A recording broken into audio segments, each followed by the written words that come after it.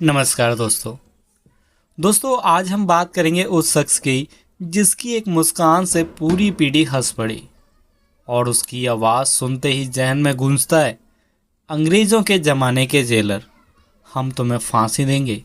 जी हाँ, हम बात कर रहे हैं बॉलीवुड के सबसे प्यारे और प्रतिभाशाली कॉमेडियन गोवर्धन असरानी जी की।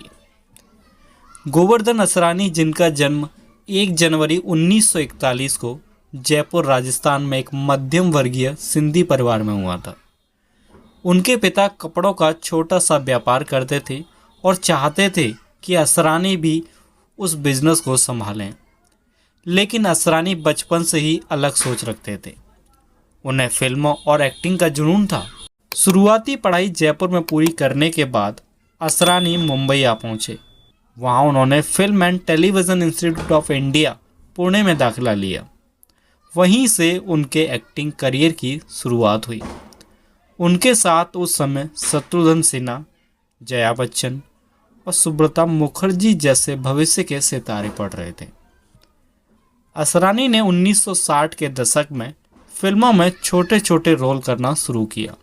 शुरुआती संघर्ष भरे दिनों में उन्होंने कई बार डबिंग, जूनियर आर्टिस्ट और असिस्टेंट डायरेक्टर के तौर पर भी काम किया, लेकिन उनका हुनर जल्द ही लोगों को नज़र में आ गया। उनकी पहली हिट फिल्म थी हरे रामा हरे कृष्णा, आपको याद ही होगी, जो कि 1971 की है, जिसके बाद उन्होंने कभी पीछे मुड़कर नहीं देखा। दोस्तों 1970 से 1990 तक असरानी ने लगभग 350 से ज़्यादा फिल्मों में काम किया और हर किरदार में जान डाल दी। उनकी कॉमिक टाइमिंग इतनी सटीक थी कि डायरेक्टर उन्हें लाइव वायर करते थे।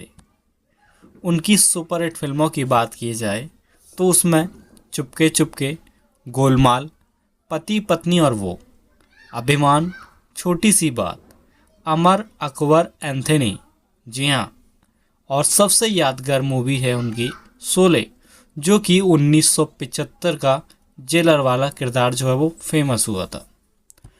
तो दोस्तों उस एक सीन ने असरानी को बॉलीवुड के लाफ्टर किंग के सिंहासन पर बिठा दिया।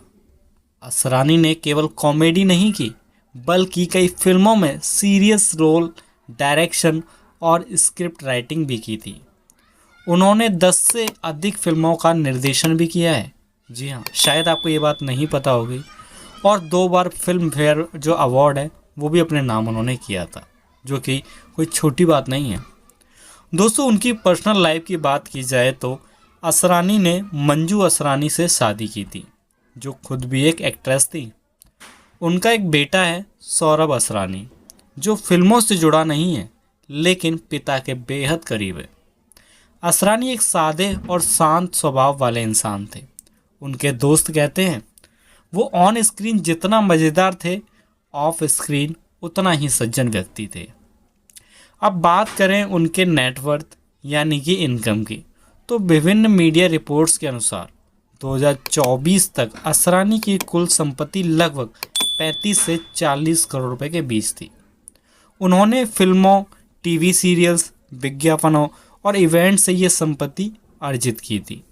वो मुंबई में एक आलीशान घर में रहते थे, जहां दीवारों पर उनकी फिल्मों के पोस्टर और अवार्ड्स सजे रहते थे। 2025 में जब ये खबर आई कि असरानी अब हमारे बीच नहीं रहे, पूरा फिल्म जगत शोक में डूब गया और उनके चाहने वाले भी। सोशल मीडिया पर लाखों लोगों ने लिखा, कॉमेडी का एक युग खत्म हो चुका है। असरानी सिर्फ एक कॉमेडियन नहीं थे, बल्कि एक बहुत अच्छे इंसान थे, जिन्होंने हंसी को इबादत बना दिया। उनके डायलॉग, उनकी हंसी और उनका अंदाज हमेशा लोगों के दिलों पर जिंदा रहेगा। दोस्तों अगर आपने भी कभी असरानी जी की वजह से खुद के चेहरे पर मुस्कुराहट लेकर आए थे, तो कमेंट में ज़रूर लिखिएगा, RIP Asrani sir, the true laughter king of Bollywood. जय हो असरानी साहब की, हंसी के बादशाह और दिलों के राजा की।